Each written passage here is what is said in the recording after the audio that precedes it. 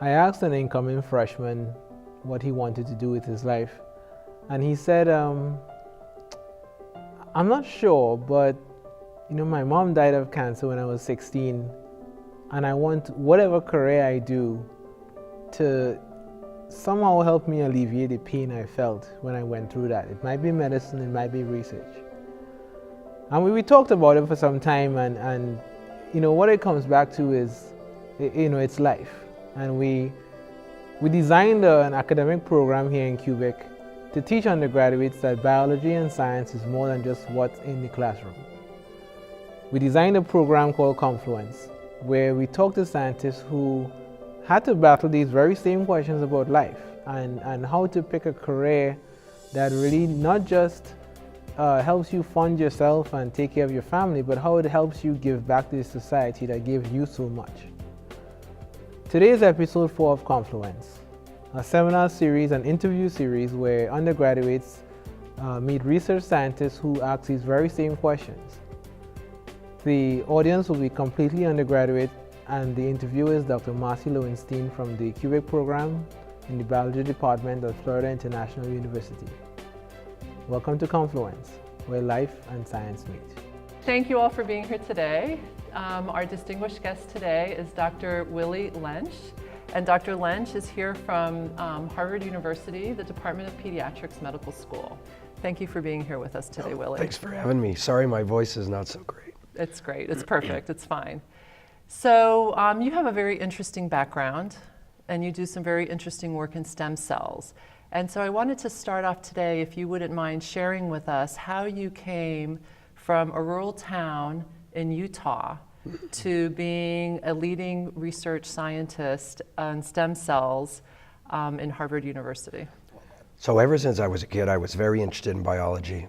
I grew up on a farm, and I really enjoyed every aspect of that, seeing things grow, seeing animals be born, just wondering how all of that worked. And my family wasn't so big on education, and I've often wondered how I ended up being so fascinated in school and going on to college, which no one had done in graduate school. I really think that the difference was I like to read.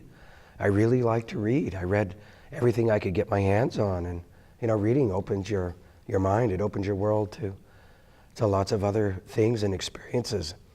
And so I just kept going. I also had hay fever, so I had to leave the farm.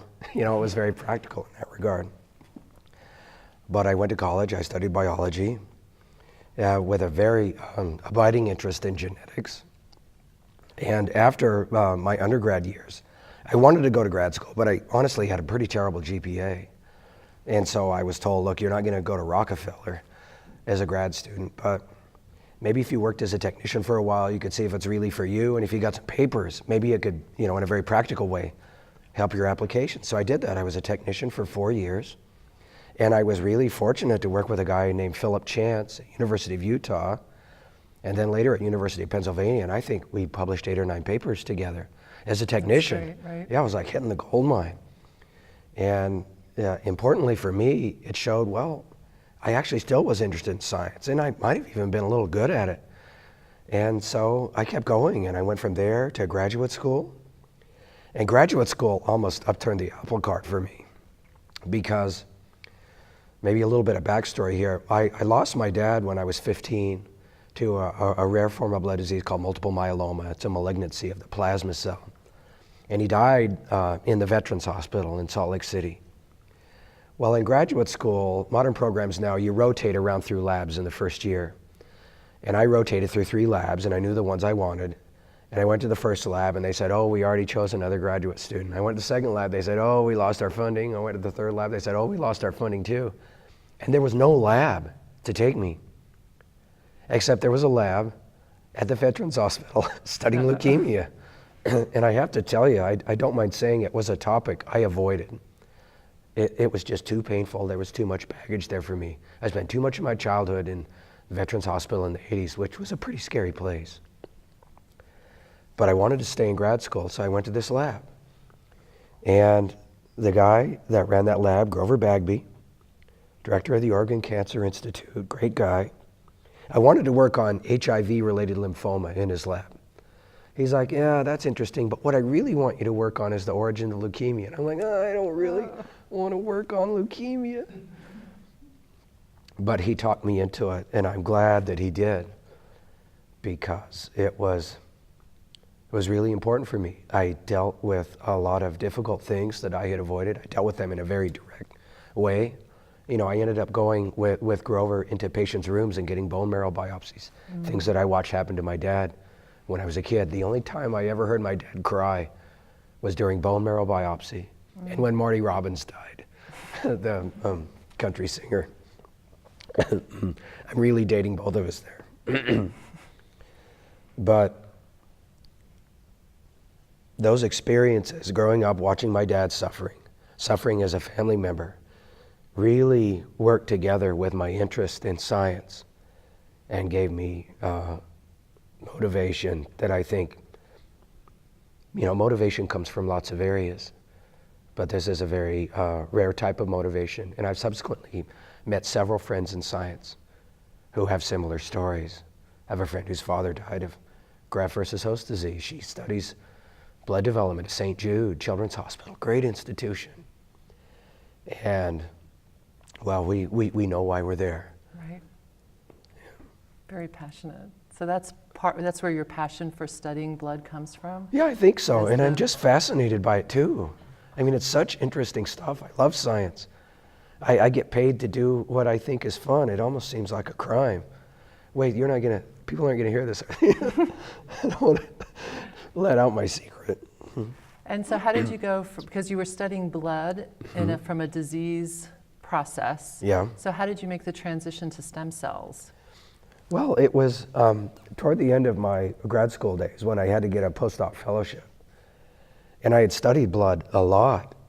And when I was starting to put together my thesis and I was thinking about where blood comes from, I realized I didn't know anything. And so I wanted to study the origins of blood. Well, I was reading the journal Science, and I was looking at the back of it where all the job ads are. And I saw an ad from a guy named George Daly, who I never heard of. He was working at the Whitehead Institute at MIT, which got my attention, big leagues. I was pretty excited about that.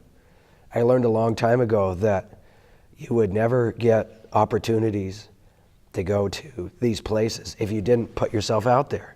So I put myself out there. I wanted to go to MIT and see what that was like, see if I had the stuff, right? But the ad also said he was using human embryonic stem cells to study blood development, and the light bulb went on for me. Oh my gosh. This is a cell that can make blood, but it hasn't done it yet. And you can use those cells in the laboratory to study the genes that come on when blood is formed, to study the environmental influences, and to do it in a very controlled manner, all the way down to the level of biochemistry. And there was nothing else I wanted to do. I was looking at a postdoc position at St. Jude. I had interviewed for a postdoc at the Terry Fox Labs at the University of British Columbia, which is an amazing place. I talked to a guy from Stanford, but I wanted to go to this lab. I mean, the MIT point was cool, but when I saw what they were doing, that's exactly where I wanted to be. The next day I sent George an email. I don't know why he read it, but he wrote back to me. I went out and interviewed, and that was that. And I've been working with George for 10 years now. I just had my 10th anniversary with him That's great. in November, and I've learned a lot about the blood. I've mostly learned what I don't know. But that's science, right? That is science. And speaking about what we don't know, what do you feel were your biggest challenges? Did you have certain challenges that you felt were really trying? Oh, sure. Scientific ones and otherwise. The biggest challenge, and anybody who's lived in Boston, especially moving there from Portland, Oregon with a family, it is so expensive in that city. So the realities of life. Oh yeah, man, that was tough. Just making ends meet with a new baby. It practically killed me. But Hemingway said, the world breaks many people, but afterwards many are stronger in the broken places, right? But there were other things too. The science was very challenging. I think I had a very solid foundation in genetics. I didn't know anything about developmental biology. I mean, I had studied mice and worms and stuff like that everybody does in school.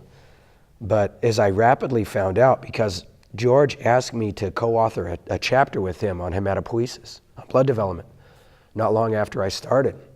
So I started pouring through the literature. And every week he'd say, where's that chapter? And it kept taking longer and longer. I eventually had a compendium of 600 references that I narrowed to 400 references for a chapter that ended up being 100 pages printed. And it was about blood development. 95% of it is about mouse blood development. And it's just the crust of what we know about development, because there are different mouse mutants, and you can do empirical research, you can do breeding experiments with different mutants and see what happens with their blood, disease-related genes, developmental timing studies. Well, how do you do that for human tissues? Right. You know, we're talking about an ethical line now. The greatest resource that's been available for a long time is at the Carnegie Institute at Johns Hopkins, and it's a section of slides from spontaneously aborted fetuses. And they've been stained, and this is like in the 1920s, and you can go through and you can look at sites of blood formation in these serially sectioned fetuses. I mean, that's the best thing we have, and it just kept hitting on those tumblers. Well, of course. How do you do an experiment in people? Well, you don't do it. Right. You know, a just society, a thoughtful society, a moral society doesn't do those types of things. But that was exactly why I wanted to study human embryonic stem cells, which brings up the other way it was tough, because embryonic stem cells can make blood, you can study that process, but there were a significant number of people that were not that happy about it. Now, I interviewed with George in June of 2001. In August of 2001, President Bush went on TV and talked about basically whether I would have a postdoctoral fellowship or not. I mean, he wasn't talking about me in our lab, but he was talking about whether our nation would fund embryonic stem cell research. And I thought it was going to be a different experience because of that. I really underestimated how different it would be. And it came to be about a lot more than science to come into the lab every day. And so it was President Bush's decision on how to fund, or rather how not to fund stem cell research. Is that what drove you into advocacy? Well, I think so, but let me just make sure that we're clear about one point. It's interesting, and I study the history of science. I lecture on it in this area back through the Nixon presidency. And there have been interesting movements in the areas of research involving the human embryo, really starting in Jimmy Carter's presidency. And Clinton had pushed through some measures to fund research. It didn't really happen. You know, Bush was actually the first president to put funding on the table for embryonic stem cell research. It was a very difficult political calculus that made everybody mad. Mm-hmm. It made the conservatives mad because they didn't want any. Made scientists like me mad because we wanted more than was out there. So it was kind of like a political compromise that didn't work that well. And so you could do some research, but we couldn't do nearly as much as we wanted. And it was really limited in terms of how many different cell lines, what resources were available. And so, you know, that was a long answer to a short question, but yeah, when you're in the lab and you're working on something and it's not functioning the way you want, and it doesn't matter whether your assay doesn't work or your cells won't grow or your centrifuge breaks, it's your job to fix it. It's your job to make sure it could happen. Well, here was this area. It didn't involve science, but it touched on science, and it was keeping me from being able to do the work I wanted to do. I just saw it as one more thing that it was my, I guess, job to try and do something about. You know, I was raised to not sit and watch somebody else do my work for me. Mm-hmm. You know, I guess it's that farmer ethic or whatever. But then sort of the nail in the coffin, so to speak, was, I remember watching on TV, because it was very, very politicized, especially early on. There were some amazing statements made on both sides. Right. And there was this fella that was talking about the motivation of scientists, and they're just trying to play God and control nature. And I remember thinking, well, that's not who we are. Why doesn't somebody say something? Right. And I realized, well, it's my job to say something if I felt that way. Mm-hmm. Not that I was, felt like I needed to save the world, but a rabbi once told me in a discussion at a temple that a person is not obligated to save the world, but they are obligated to try. And so you try. Right. And that's a beautiful way to go forth with that, to try. Hi, I'm a senior, and obviously a lot of I guess this year is one of those years where we have a lot of pressure to try to figure out where we want to go to grad school, what we want to do. One of the major things is like, oh, what do you want to study when you get your PhD? You've very elegantly pointed out how your natural progression of how your research interests were attained. But from I guess like an advanced research perspective, how do you approach your research as let's ask a simple question here and see where it takes us, or do you see yourself as having an end game of I want to know everything about where blood comes from? What goes into your process for the things that you investigate? So there are certainly many approaches to science, and some of them are very, goal-driven, kind of more like a company would run. We want to do this, and the following milestones are going to get us there, and we devise a timeline, and we're just going to stay focused. And if we learn interesting things along the way, if they divert us from our goal, then we're going to ignore them. The cool thing about academic science is it really tends to be curiosity driven. Some of the best projects I have seen, and it's not just in stem cells, it's in any area. It's where you wanted to study A and your experiment was goofed up. But it was goofed up in a way that you thought was kind of weird. And you started pulling on that thread and an entire new area opened up.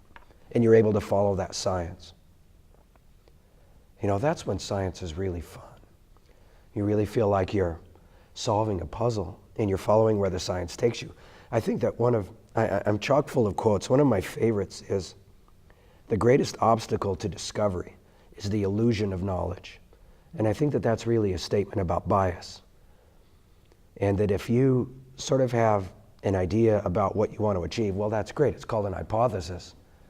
But if that's the only view you have of your research, then you're probably going to miss out on some amazing things. Teflon coating was an accident. Post-it notes were an accident. There's two great scientific breakthroughs, right? And so I'm fortunate to be in a large academic laboratory where we're largely driven by curiosity. We're encouraged to ask really challenging questions, and we're fortunate to have resources and people interested in contributing via philanthropy to really allow us to ask daring questions. To sort of go back to Thomas Kuhn's The Structure of Scientific Revolutions, two types of science: ordinary science, which is the most successful type of science. It's the safest, the A to B to C. Okay, I know there's a kinase that does this, it's somewhere in here and we're going to identify it. But then there's that type of science that changes the paradigm.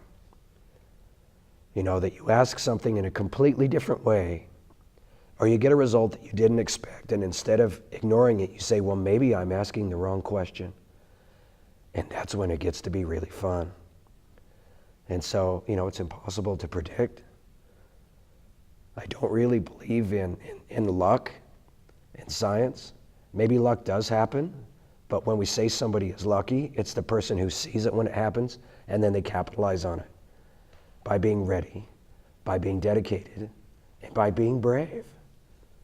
Coming from a family that's had to struggle and had to, push forward, like I feel like I can relate to something that you've had to do, had to break through to be like the one person in your family where like that actually like makes a name for themselves, but actually comes up.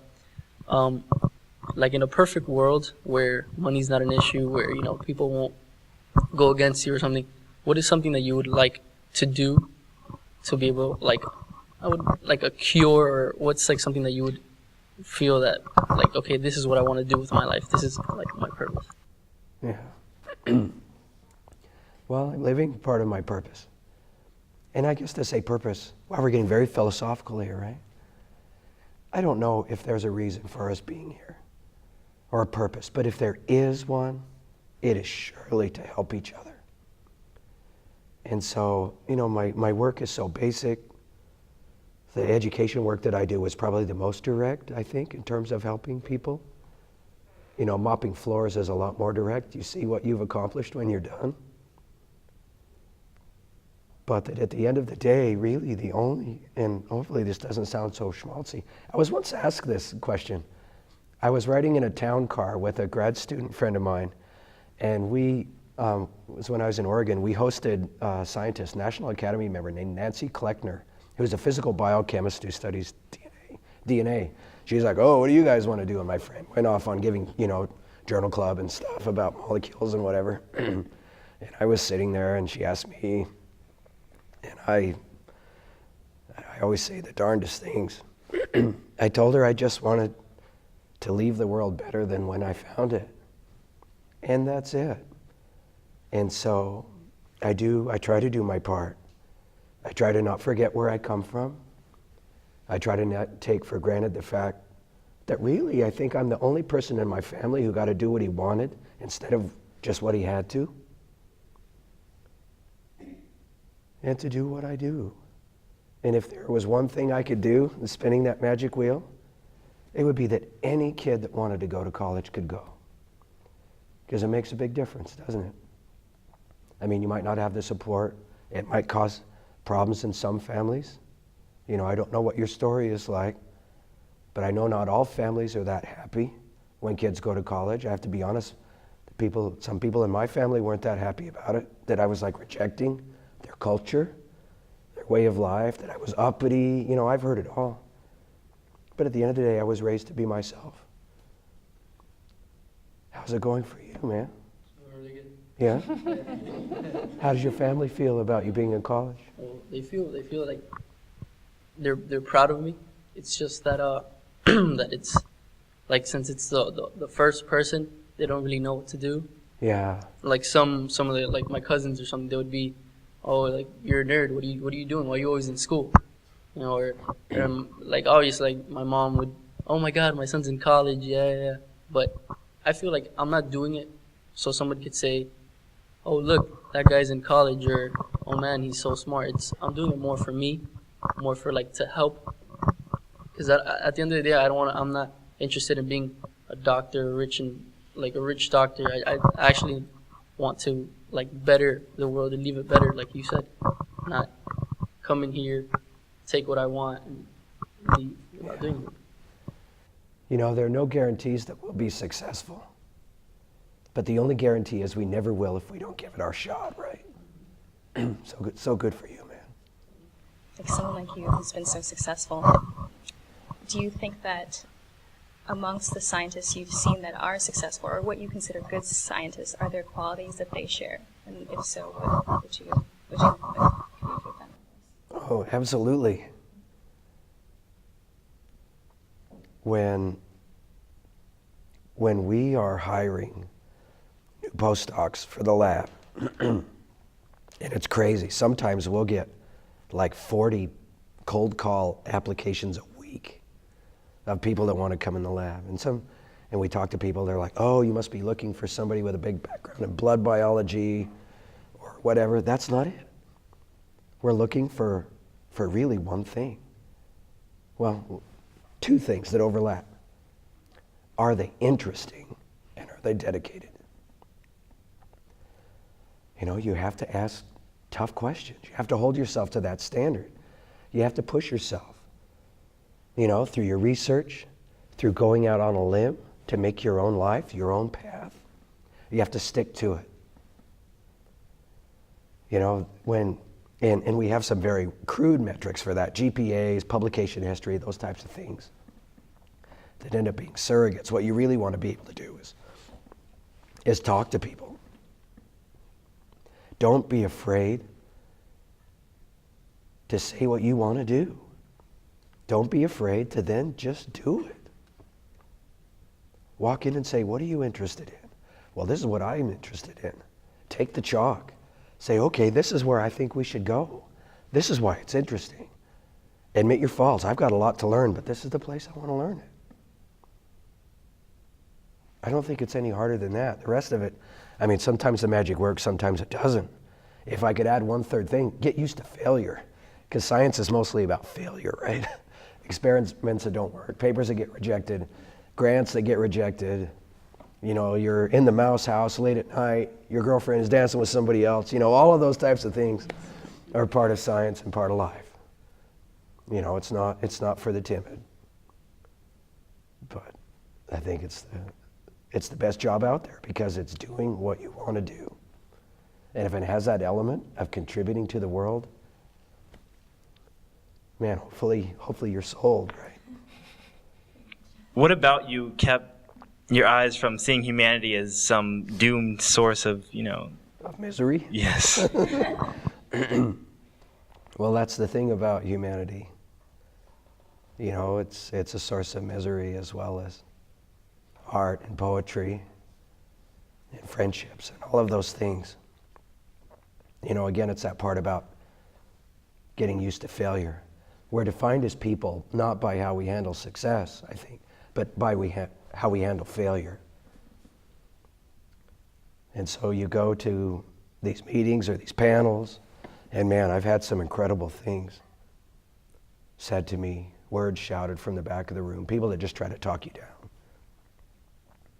And you have to develop a thick skin. You have to try to keep your eyes on the prize, right? To focus on the issue and not take it personally, because, I mean, some of those people honestly hate your guts, but really they're more about an agenda. They're more about something they want to see happen. So take it with a grain of salt. See it as an opportunity, because when somebody asks a hard question, even if it's a mean one, they usually wait for an answer. And that's your chance. That's your opportunity. You know, to not hide your light under a bushel basket, but to walk it like you talk it. And so I remember early on when I would sit on these panels and stuff, of different stem cell scientists, or like I'd go to events like by Hadassah. Hadassah is a great organization, but almost uniformly the people that come to the events, they're already on your side, so to speak, as though there's one side, but you know what I mean. I'm like, does it do any good to preach to the choir? You have to get out where the people really don't like you, really don't agree with what you have to say. And to see that as an opportunity, and man, that takes it to a different level. But that's where the important work is done. Again, not to dwell on your successes, but to embrace your failures, because that's where the important work remains to be done. You know, the poet Rilke wrote many things. One of the things I love that he wrote was that something as difficult as just one more reason to do it. And I think that's the case. Do it because it's hard. You don't want to be bored, do you? Yeah, do the hard things. Do the complicated things. Embrace the failures, because those are the people that are waiting. Hope that's fair. Thank you. Sure. You seem like a very busy man with your extensive list of like positions and stuff that you hold. How do you find time to balance your life as a scientist and stuff with personal life, with family and stuff like that? Yeah, wow, that's always tough. You know, I'll be honest with you. I'm remarried. I'm divorced and remarried. And I think I spent a lot of time in the lab that I might have spent doing other things in my first marriage. You know, it's about more than that. It always is in relationships, but there are lessons you learn the hard way. And so, it's really important to make the time for the things that are most important. And don't just say your family's important, show them they're important. And so you have to make it happen. My son and I, every Saturday morning, we walk together we walk to the next town over. And the walk is one of the best parts of it. And we talk about things, about his life. We make up silly games. One of our favorites is the alphabet game, where you have to shout out a random topic, like things that are scary, and then you have to take turns going through the alphabet and saying things that begin with that letter. Well, it's about loving him and giving him attention. And then we go and we sit and we eat crepes. I call it man time. It's where I teach him to be a man. You know, how to scratch yourself inappropriately in public, you know, man things. But it's about making sure that there's a conscious effort for that time. And, you know, we're talking relationship advice here. I don't know if I'm a good person to give this, but, you know, if you don't keep dating your girlfriend, she's not going to be your girlfriend anymore. Well, it's the same thing when you get married. You have to make time, because there's always going to be time for other things. But life is what happens while you're doing those other things. And finding that balance is really tough. You know, you have to dial it in. We could probably sit here and talk about this all the time, right? I can't say I always do it well, but I have a great family, and they tell me when I'm messing up. And then I love them enough to listen. I don't always listen, but I try hard. But that balance is so hard because you'll never find that there's an end of the day. I think that this is one of the things that freaks out my brothers and sisters. When they hear that I work every day, I work every day. I want to work every day. And you intersperse it with other things. You do what you have to, you do what you want, and you make that time. And I have a job from which I never want to retire. And it's a different world, right? Well, it could be yours if you make it happen. Just keep paying attention. Don't take anything for granted. The one question I have is, you have so much enthusiasm for so many parts of life, which is such a wonderful thing to do, to see. But what do you find the hardest part of what you do? What is the hardest thing for you to do? Oh, there are some really, really hard things. I mean, I feel like a large part of my life is spent answering email. Mm-hmm. That's not exactly what I went to grad school for. I mean, you get this too, right? Right. You know, people that you want to help and you can't. Students you want to help, but they're still getting a C and they're mad at you. And you're like, well, if you read the book, maybe it would help, you know. Those types of things are tough. But I honestly think, and this is being very personal, that one of the hardest things for me, I come into the hospital, and the Children's Hospital is divided into two parts, separated by Longwood Ave. There's the clinical part, and there's a big research building there, the Enders building, and then I'm in another building, the CART building on the other side of the street. And you walk around the Longwood medical area, there's lots of hospitals. And you see these little kids in hospital gowns, and you just, I mean, what can you do for them? As a scientist, you know, you work on cancer, you work on developmental disease. You know, you're working with mice, you're working with cells. You're doing your part. But you're still so far away from it. It's so frustrating. It is so sad. Families broken, lives lost. Even the course they teach with George Daly and Lensch on, we bring patients into the course every week. We have patients that we can't invite back because they're dead. Their time came and went. Their stories are over. It is so hard. You come up against that wall. Maybe what I'm doing isn't doing anything. But, you know, then you come back. The interesting parts help you go forward. You know, all these goofy quotes, all these poets that I read and stuff, your family, your friends, they keep you going too. At the end of the day, you can't do everything, but that doesn't mean you're going to do nothing. Right. You keep doing your part. But it's hard. Trying. Yeah, you keep trying. Keep trying. Keep applying yourself. Don't give up. Right. Never give up.